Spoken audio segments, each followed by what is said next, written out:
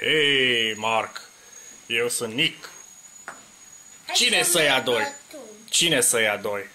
Woody și Buzz. Și cine e ăla în pijama aia de cosmonaut? Buzz. Buzz. Și tu ai pijama de cosmonaut? Da.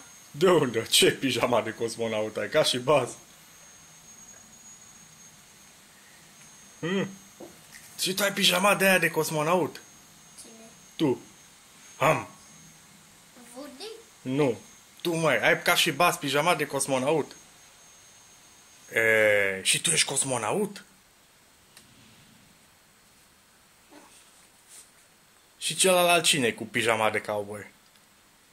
Woody sunt. Cine e ăla? Woody. Și Woody de unde e?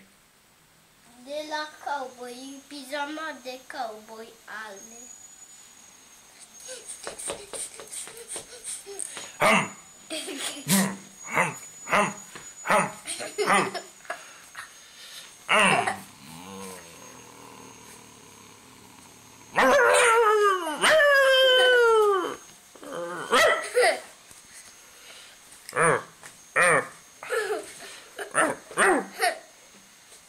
Și tu ai pijama de aia de cosmonaut, ia zi.